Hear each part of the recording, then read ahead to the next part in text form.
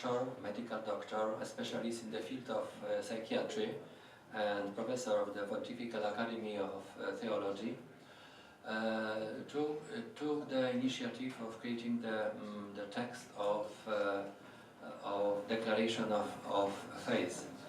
He was preceded by an open letter to doctors, medical students on the occasion, which was written on the occasion of the canonization of Pope John Paul II. Professor Wanda Bułtawska was imprisoned in a German concentration camp at the Second World War in Ravensbrück, and he was a victim of many cruel experiments, medical experiments on her. It was in the initiative of this declaration was born in the spring of last year. Dr. Wanda Bułtawska decided to address the appeal to sign this declaration to all the physicians and other healthcare workers. The text of this declaration, according to this text, abortion, contraception, in vitro fertilization and euthanasia is against doctors' faith, and they are recognized, should recognize the primacy of God's law over human law. The whole text of this declaration is available here for you at the desk. Now, I'd like to present you most important parts of this letter to doctors, because it is very important why this declaration of faith was established, was created. It was on the 5th of March last year, 2014.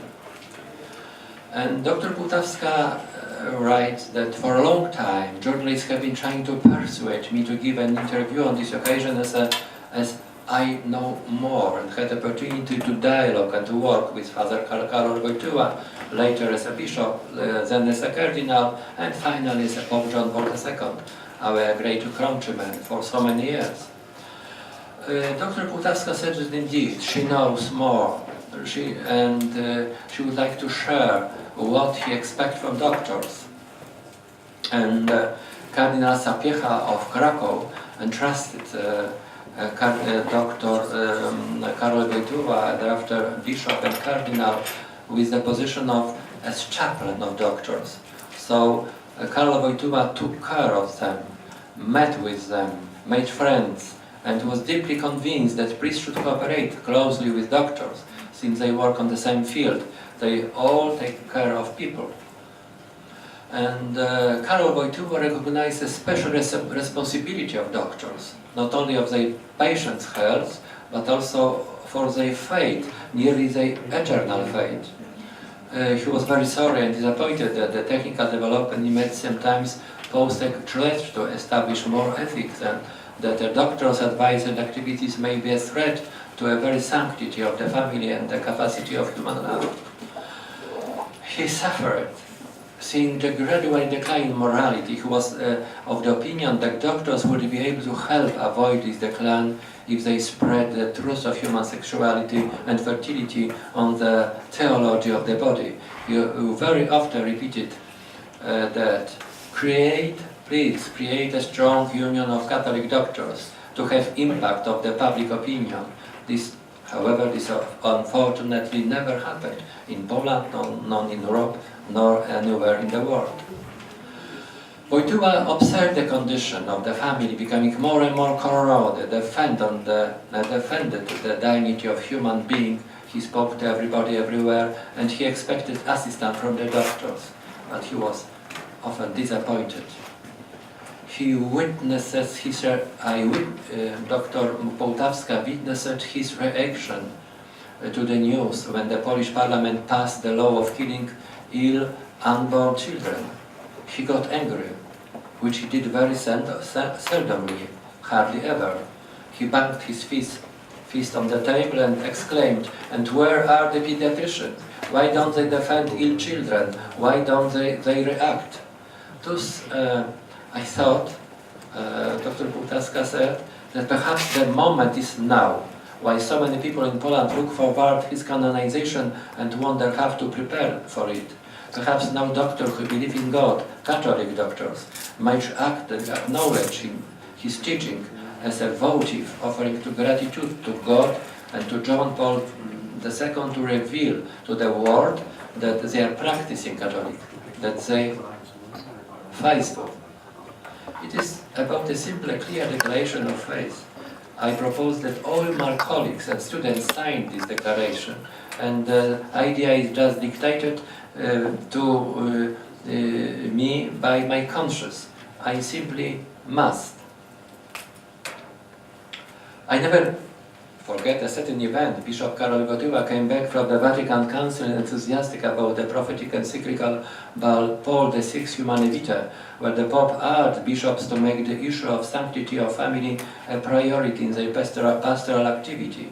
He took this recommendation seriously and was fulfilling it until the end of his life. He immediately arranged a regional meeting of parish priests with doctor focusing on the text of Humane Vitae.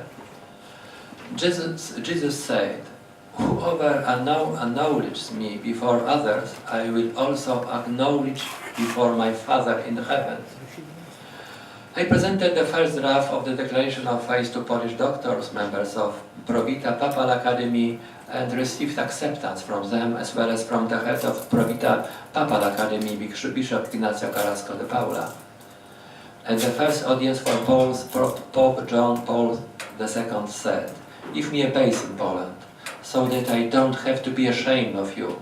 Yet, yes, I think he was ashamed many times, and I think that we Poles and Polish doctors are in a way indebted to our great countrymen, and perhaps this initiative will be a kind of compensation. I therefore would like to address all my colleagues, doctor and medical students, with the appeal that the belief in God, the Creator, and in heaven and in hell is not naivety, but a realism of faith, and this is what people today lack. I have been in medicine for 65 years, and I know for sure that doctors may be a great influence on people, and that they will certainly report to God and God alone on how they have fulfilled their. And as St. John Paul II wished, they are able to have impact on the public opinion, on the contemporary civilization. They may indeed defend the Christian values that I threatened. As I have told, the full text of the declaration is available here for all of you. But and I would like to say about what had happened thereafter in Poland. The declaration, the text of which was engraved on stone tables, was placed by delegation of Polish doctors at the feet of the icon of the Black Madonna of Częstochowa. Reached more than 3,500 physicians from among some 161,000 physicians, midwives, and medical students signed this declaration. But I didn't expect that this fact would raise any considerable confusion, but it did. Attempts were made in the liberal media to discredit the declaration signatories. For some time, something of a religious war have been fought on social media and through internet. A group of feminists demonstrated at the front of Parliament asking for medical care, not Vatican care.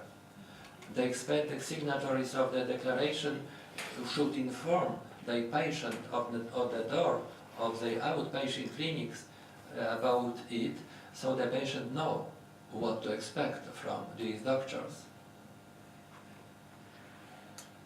I was argued, for example, that having declared respect for the sanctity of the human body, I was during this time the director of the Holy Family Hospital in Warsaw, that I having declared respect for the sanctity of the human body, will no longer perform cesarean sections. and some other statements have been stated by high people from government. For example, we will take the appropriate measures, and if face doesn't permit somebody to be a doctor, he won't be a doctor. And this statement and other statements was an attempt to intimidate doctors and midwives who don't want to participate in killing unborn children. Representative of the boards of physicians, one part of this board from the town of Wrocław suggested that medical students who signed the declaration of faith should be dismissed from the medical universities. Under this brutal pressure, some of the declaration of faith signatories asked for the possibility to withdraw their signs.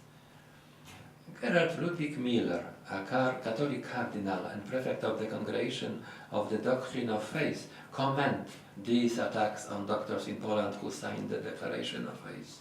He said that law, which is against ethics and conscience, is obviously and unquestionably not binding, and often functions on the basis of constraint or violence. Theories which are developed today that state law is above the ethics and morality, or that the law is the source of right ethics, whatever it says, and for example that the state can force a doctor in defiance of his or her conscience to kill unborn children under the threat of firing him or her from work, are criminal and horrendous. This opinion, however, was expressed during the conference entitled "A Man and an Action is in a democratic law-governed state," which took place during the time at the Presidential Palace in Warsaw. Unfortunately, the Presidential Press Agency has censored the speech of Cardinal Miller, and its content has been left unsaid in the mainstream media. To tell the truth, it should be told that representative of Polish episcopate were worried about the signs of aggression towards the representative of health service who signed the declaration and took the floor publicly against on this issue. According to these bishops, such attitudes undermine civil rights, especially the right to freedom of conscience and religious belief, which are secured by our Constitution. Declaration of Faith was established with reference to the figure and teaching of John Paul II. And it's obvious for me that the doctor who is guided by such an inspiration can only be a good doctor, more sensitive to human suffering, more competent and responsible. I would like at the end that it is still possible to find out the text of the declaration in the internet, and on the website of MaterCare International there is possibility to join the support for it. Thank you for your attention, and these texts are ready for you. Thank you very much. Thank you so much for coming. They need.